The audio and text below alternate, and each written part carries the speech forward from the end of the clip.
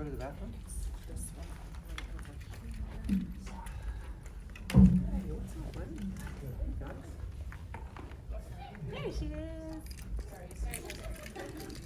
And Brooke Markham, everybody.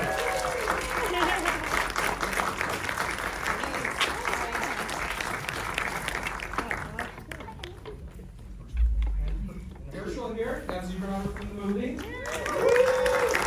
Hopefully still on the same vacation. All right, well, let's just jump in. So for you, Kang, this is your first foray as a director. I'm just wondering what drew you to this material, why we're in this film, and what's this experience been like for you? What drew me to the movie, I was looking for my film to start my directorial debut, and we shot this film during the pandemic, and I think all of us were going through a dark time, and I just wanted to laugh, and somehow I was talking to Aaron Strongoni and Andy McAllister, who wrote the script. They were on their way to Austin to get an award for the script, and Aaron and I have been working and developing scripts for close to 15 years now, and I had serious FOMO. I was like, Aaron, what's up, man? You're moonlighting, you got this boy named Andy, and you wrote the script. What's this script about? And he shared it with me, and Andy also shared, one of the reasons that he wrote this script, it was for his daughter. He had at that time 8-9-year-old daughter, and he wanted to share his love affair for the films that he grew up on that had practical makeup effects. But he didn't want to scare the bejesus out of her. So and these wonderful doofus characters, Kang and Lucy. And what a wonderful lesson at the end of the movie, to be okay in your skin, to you don't have to be the most popular and prettiest girl in town, as long as you have one best friend. Everything's all good, right? And Andy and Aaron had done this documentary with living legend. Where's Gabe? Gabe Bartalos up there, right? So, Gabe is a master of his craft. He is a true artist, and they fell in love with what he represents as a human being, and his approach to his work, his love for practical makeup effects, and they wanted to celebrate that within the script, and I thought that maybe my first film would be a coming of age drama, and would have some tear-jerking moments, but I wanted to laugh during that dark time that we all went through together. And somehow, the movie came together, and we were able to rally the troops and get together with some old friends and new, and just play together and share some laughs. And it was chicken soup for the soul. It was something that we all needed. So that when I see the film and I see folks like you enjoy it, what a wonderful experience to share with everybody. So yeah. Well, and you talk about how the film is a love letter to horror, but also how you wanted to make people laugh. And this is a question for the cast, because when you first saw the material, what was your initial response and your thoughts as you were being brought into this process? I'll start. We had a reading, and I was invited to the reading. And as we read through it, and I heard these two wonderful girls do what they do, I kept saying, please, ask me to be in the show. And he did, which was really good.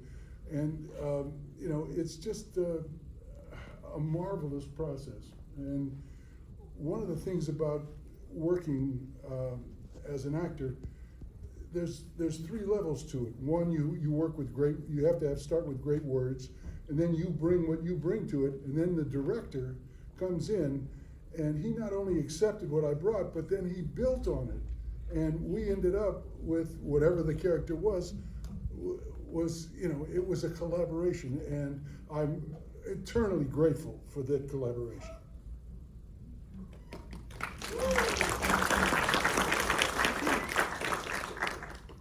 For me, I was really excited when the script got in my email. Like, I think a lot of us are actors here, and sometimes you get material and you're like, yeah, if I book it, I'll work on it, it'll be fine, it'll be a job. But I was actually laughing and I was excited for the journey that these two characters go on. Like, there's so many twists and turns. And I thought what was really cool was that Kasung actually was the person who wanted one of the main characters to be Asian, and he knows so much about representation in this business, how hard it is and how important it is to like help. We don't have enough Asian representation in there, and Karen was not written to be Asian. She just happens to be an Asian girl going through this experience. It was really refreshing to like get to do that as an actor, and not have to like have my background be a part of it, but she's just a character there who's in this crazy universe.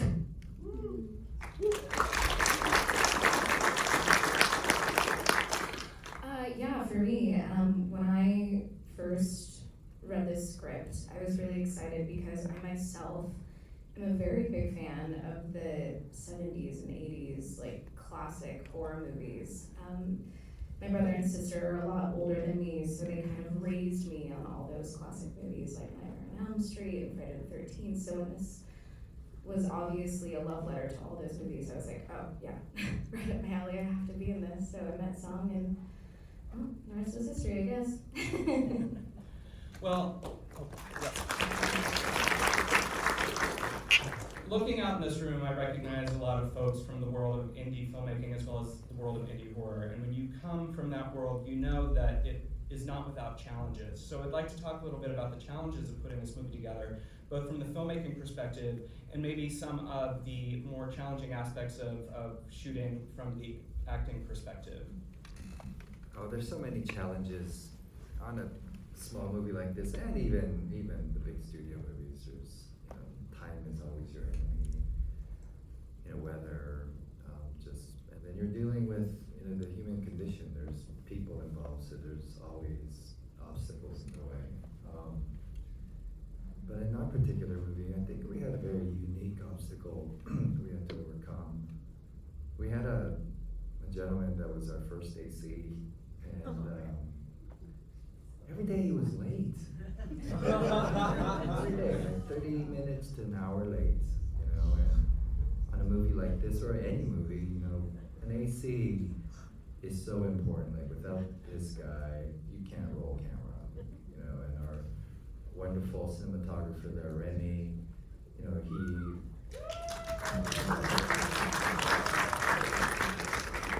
we would have all these shots planned, and we would have our shot list, and we get there early and prepare, and then we're waiting 10 minutes, then 20 minutes, then 30, and then it turns into an hour. And we started to hear every evening that in each of the cabins where all the departments were housed, so each department, like costume had their own house, camera department had their own house, the toilets were clogged up. Every day, there's like a toilet clogged up, right? And so people would leave to work, and then they would go home, and the toilets would be overflowing with feces and poo. And so initially, you're thinking that somebody within that house is, not being very responsible.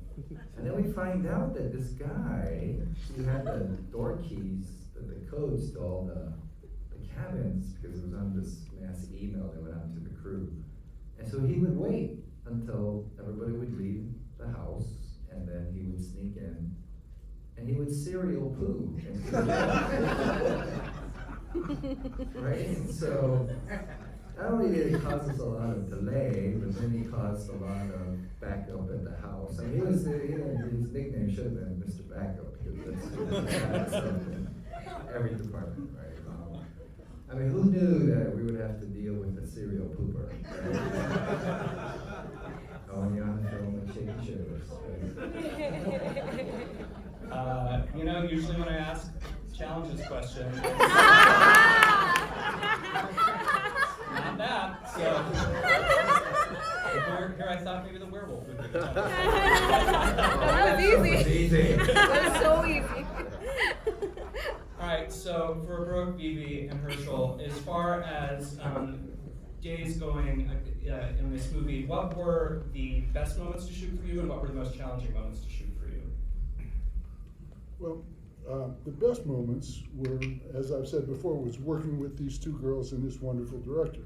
However, the most challenging was Bob is a character that I don't usually get to play. I don't know if you noticed, but I'm rather large.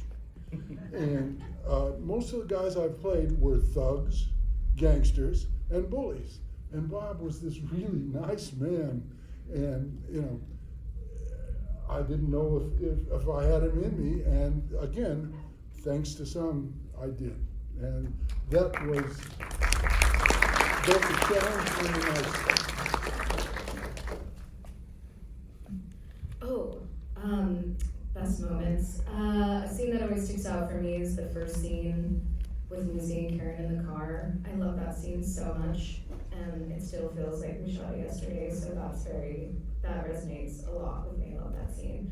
I also think some of the best moments, honest to God, were the prosthetic work, because working with Gabe, and I mean, I've never done anything like that to that degree. And so being able to do that at that level and working with someone with Gabe, I was like, this is so freaking cool. It was awesome. Challenges? I don't know. I mean, there's this first AC, man. I don't know. Honestly, for me, like as an actor, I didn't really have any challenges with this movie. I get to show up on set and have a blast with these guys, very honestly, for me, there wasn't any challenges except for maybe trying to not laugh hysterically during Jimmy Bellinger's take, who plays Eric, because that man is so funny. Yeah, that's about it. Yeah, I agree with the first scene. We filmed the first scene first, actually. We weren't supposed to. There were some equipment issues that day, and so we were supposed to film a completely different scene, but then because we had to do what we had to do, we figured out that we knew the first scene really well. We used it for the audition, and it was for a chemistry read, so we had it in our back pocket, and we were able to bust that out, and it felt really easy. And the challenge, I think, the scene where I'm running across and I trip, I actually did trip and eat it really hard. I skinned my knees and my hands, and it was very painful, but I'm glad I made it on camera. Oh yeah, I hit my head at one point actually. Oh, yeah, in the car. There's actually, it made it into the movie, right? I think that's the only shot we got where I drive away and I'm like, what do I say? Fuck you assholes or something Bitches. like that, or bitches, yeah. And we drove away, and as the car kind of comes back, I hit my head really hard, and I then was like, oh no, but it was fine. It just kind of hurt. We were scared for her, but she was. Yeah. Well, I love to hear that you were laughing through the making of this movie, and I think that for anybody who is paying attention, casting a movie like this is everything. And you both have incredible chemistry. Bob is so warm. I want to work for Bob. I want to be friends with them. And so I'm just curious about the casting process. How did you know that these were the ones, and what was that process like? Casting as a role is it's a make it or break it moment for your film, especially when you know that you don't have the resources to put in front of the camera. I mean, I don't know if you guys noticed, there's no ice cream in the ice cream shop. We couldn't afford it, so we have a bunch of blenders to kind of hide that. And I knew that I would have to lean on the performances, that was gonna either make this film work or it wasn't. And fortunately, we found Brooke first because the producers had worked with her on another project, and they presented her, and I was like, wow, this role for Brooke is like a tailored suit. A lot of actors can come in and they can play the role, but it's like taking a jacket off the rack and putting it on. Sure, it fits, but when it's perfectly tailored, you just know. When you watch a good film, you go, wow, that person was born to do that role. And that's, you just have to trust your gut. So Brooke was the first piece of our casting. And then Karen was the biggest challenge.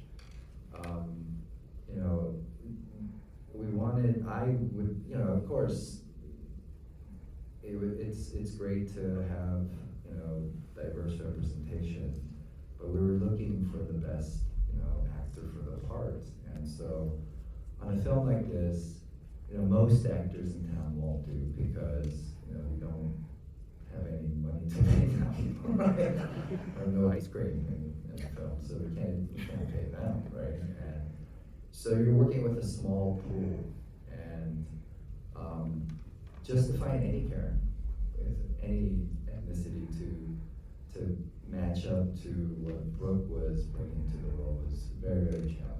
But somehow the movie gods, they blessed us again because our mutual friend Jerome cast VyVy in his UCLA thesis project when he was going to film school there, and they come over to dinner, and I was sharing with them the challenges of casting, what this role was about. And so he showed me the short film he did with VyVy in it, and there was right away there was something there. I was like, God, this could really work. And so we did a chemistry test, and you just know within the first 10 seconds, and you just have to trust that. And fortunately, when you work with performers like VyVy and Brooke, they take the words from the paper and they make it their own. Whatever I had and whatever the writers initially thought we were going to create was really their job and their abilities that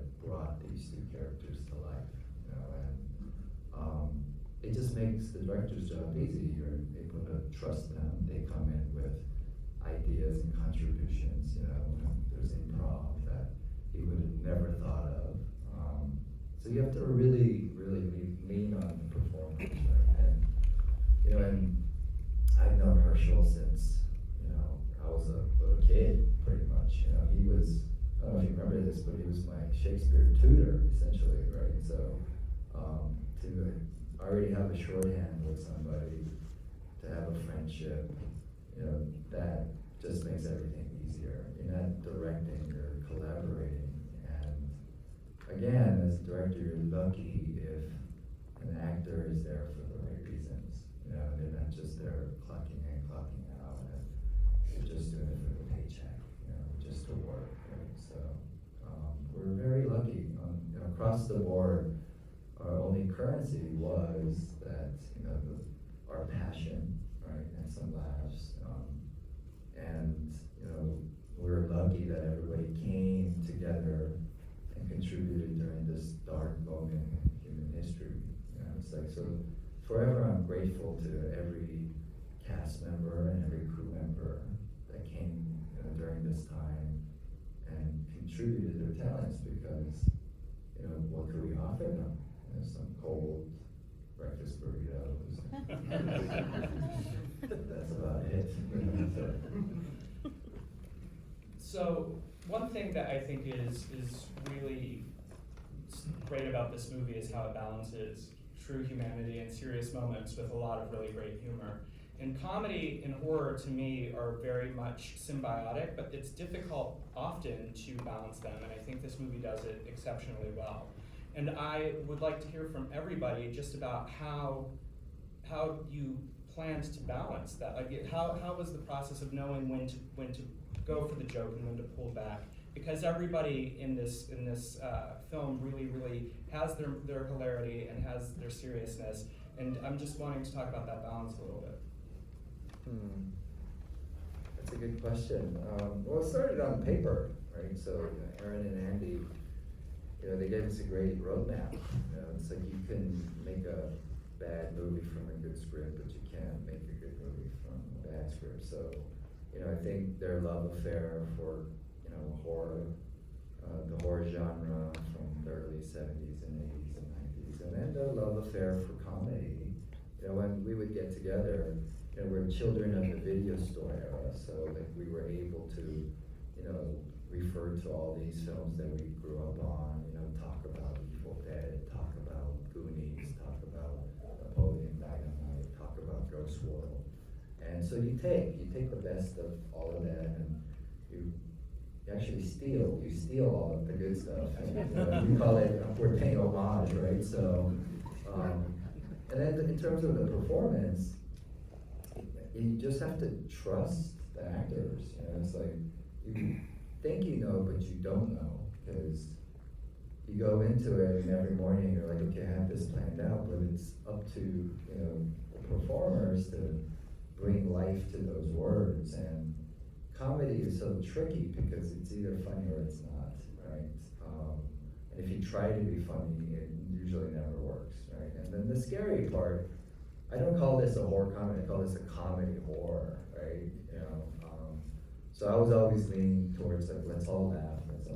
And then, you know, Gabe and, you know, the writing and the performers would, you know, like balance it out. And also, you know, I know what I want as an actor when I play a role. I would love to play a range, you know. I don't, it gets really boring and frustrating if the characters are one-dimensional. And, you know, because there's such great actors, I knew that, you know, they were capable of multiple facets, right? So, to challenge, just, you know, to say like, hey, maybe in this moment, instead of, you know, making it funny, let's actually ground it, right? And then they took over, right? So. You gave us the permission to, and the writers did too. We didn't go crazy without permission from them as well. But we checked in a lot, so that was nice to get, like, you know, if we felt like it was going too far in the comedy, when it was a serious moment, he would rein us in and make sure, you know, like tone down on the improv. So that was, yeah, the writing was there, and we just got to play. Yeah, mixing I guess the serious with the comedy, you're right, they are symbiotic. And I guess the scene that sticks out to me that has that is when Eric dies. And I remember, you know, we were doing that, and I think I turned to someone and I was like, I think I have to play this really real. Like, my friend just died, and I discover that he's dead, and maybe it was me, because I guess I just turned into a werewolf. Like, so I just was like, I'm gonna play this really, really real and just see how that goes. And like VyVy said, like, these guys were so brilliant just letting us explore, and like the writing was so grounded and already so there that it let us do that. And I think Sung so beautifully understands that once you're there and on set and you have this story, it really does like take a mind of its own as well, so you have to trust that. And so anyways, yeah, I played it for real, and then that's what you saw on screen, and I think I really liked that moment. And then I remember something like, oh, we have to get back to the comedy somehow, because that was kind of intense, and so I just improv stepping on his balls, and it worked.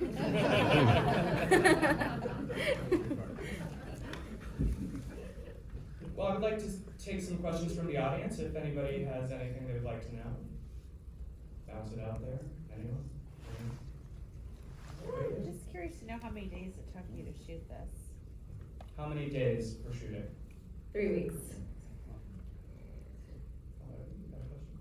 Just wanted to hear about the editing process, probably your first time then going through the editing process from the director's side, finding the tone there, playing with music, and anything really. Wes is in the audience. Wes.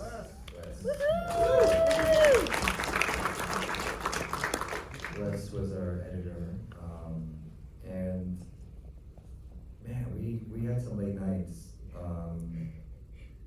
and we laughed a lot. Like, we laughed so much. You know, I think because we're just laughing through the process, hysterically, we're adding as many farts in the movie as possible. I don't know what the sound was like throughout the film, but you know, we're like, let's add another fart. And I mean, it was like belly bursting laughter every day at his apartment. And when you have that working relationship and that rapport, that leads over to the comedy within the film, you know. And I would say pre-production was actually fairly easy, you know, because we're just talking about hypotheticals, right? And then production is like being on the field and you get to play, right? And it's fun, and we're at a campsite, we're all together, and there's this energy. I mean, you know, I was told early on in my career that, you know, movies are made in 3 parts, right? From script to production and then editing. And that was my, you know, weak side. Like, you know, I didn't know the language of post-production. And, you know, Wes, you know, being a seasoned, you know, editor, and also being patient with me, also us connecting as friends, it just made the process, very fun and delightful, right? But, you start losing weight, you start getting unhealthy, there's nights that I would leave his apartment to 4, 5 in the morning, and then I wouldn't even make it home. I would just, I bought a minivan. Anybody drive a minivan out here? And I had a mattress in the back for my dogs, and I would just park side of the road and go to sleep. And so physically, you're like, wow, it really tests your stamina, and it actually tests, your passion for filmmaking. In hindsight, I look at it and I go, wow, that was some of the funnest times I had in my life, right? And it becomes very intimate because you're just dealing with one person, right? And then after we finished our, I guess our director's cut, our version, then we go into music, like the music part of it. Timo Chen over there, old friend. And that becomes a very one-on-one, intimate relationship, and you have to lean on that person too. You hope and pray that this person understands what's in your head, and they're able to translate it into the language of music, right?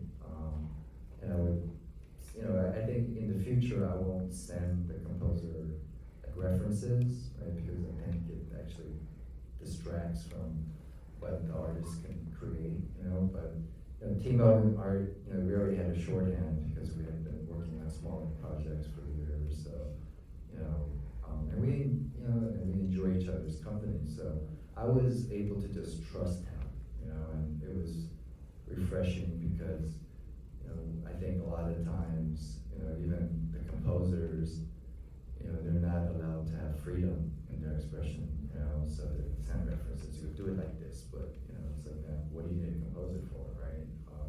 So that was beautiful to be a part of that, and then, I was, every part of the process, I was gifted with these wonderful mentors, and the lesson that I got from pre-production to production to post is, keep your ego at the door, and this town is filled with amazing people that, if you are willing to ask and be transparent about what you don't know, right? You only have to ask once, and you sound stupid, but if you don't ask, you're just gonna be ignorant forever, right? And I realized that there are these veterans in town, even our sound mixer, Gary Bourgeois, who, he mixed for Janis Joplin, he did Chinatown, he did all of these amazing films in Hollywood, and I asked him, I said, why did you come onto this movie? And we had the colors for Forrest Gump come on as well. We had some amazing people in post. And Gary said, when I first met you, you had no problem telling me you didn't know, right? And how could you know, right? Because this is your first film. And I really appreciated that. And that's the kind of person that I would love to invest into because, you have no ego about it, and you're not scared to admit that, and just don't ever change, right? Because if you ask, then you can learn, right? And again, having Gabe Bartalis come on as a mentor, what do I know about creature effects? Well, nothing, but you go in and you open your eyes, you listen, and you approach it as a student. And so you have these wonderful mentors in town, right? So post was really important to me to be able to, I think, latch on to that ethos, right, and continue. And you can apply it to your life, so I tell, every day I say I don't know. And it's okay not to know the first time, right? So. Any further questions? Yes. Are you gonna make a sequel? Your dad has to write that one. I actually had a compliment. I'm deathly afraid of werewolves, although I've seen every werewolf movie. But that was really awesome, the graphics.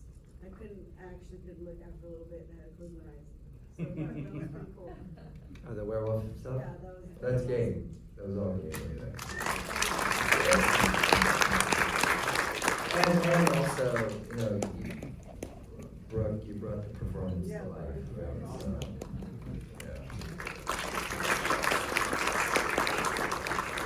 yeah. Well, as we're getting close to wrapping up, one question I have for all of you is when you make a movie, it becomes part of your life forever in some ways. And so when you begin the journey, you make the movie, and then you continue to live with it as it goes on throughout the years, you have an ongoing relationship. So I'm wondering for each of you what you learned from this process and what you can share with people out there who are making movies themselves.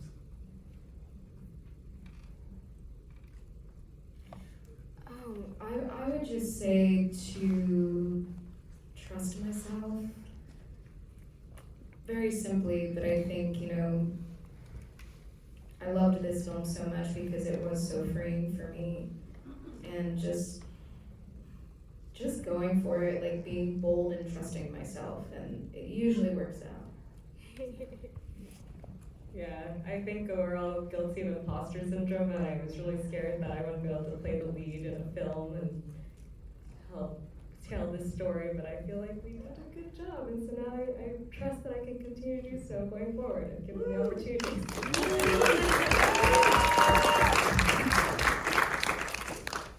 Well, I guess I learned that working with a group of people who really share your point of view and your objectives is probably one of the best feelings you can have. And to do that during a pandemic, when everybody is being tested every day, it was, you know, it's a matter of overcoming obstacles and still coming out with I think, a pretty good little project.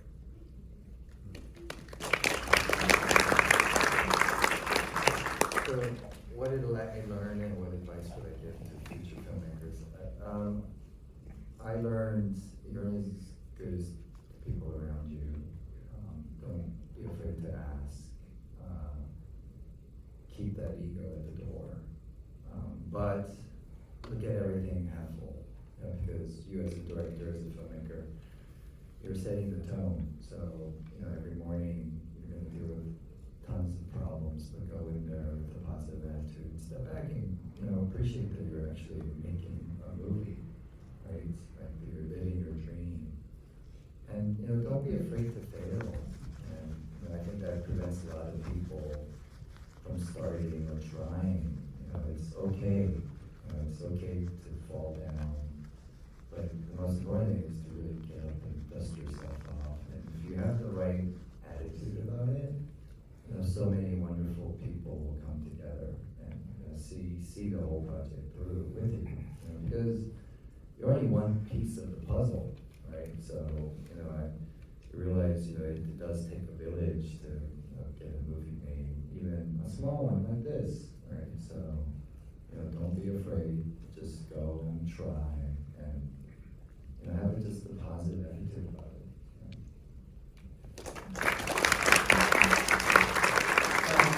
For my last question, and I cannot be the only person who's been wondering this, it is the Halloween season, which means treats. And what if we want a cool treat while we're watching your movie? Is there an actual recipe for a shaky shiver? Or I'm asked this all the time. We barely have any ice cream, so that shaky shiver that you saw, one of the versions you saw was plastic. I don't know if you noticed that. Because we can't afford ice cream. Right?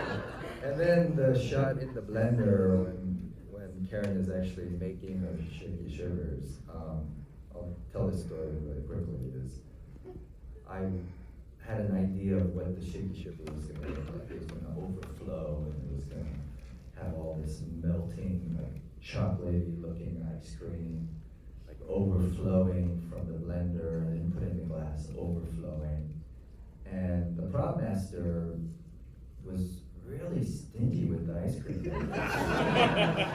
So I was like, hey, let's fill this thing up. And it's like 1 scoop. I was like, no, that's not enough, man. Like 2 scoop. And I'm like, no, come on, let's go. Let's get this ice cream going. And then his face is just like he's looking at Mad Dog and he's so pissed off at me. What is up with this guy? The ice cream. I go, give me the ice cream. There's the ice cream in a little square box, and I take it and I just start dumping it all in. And I'm like, okay, now let's blend this. This is what it needs to look like. Just chocolate, like Thrifty's type of ice cream. And then I look over at him and he's just staring at me, pissed off, right? And I'm like, what is your deal, dude? Like, what is wrong with you? And he goes, that's my groceries. And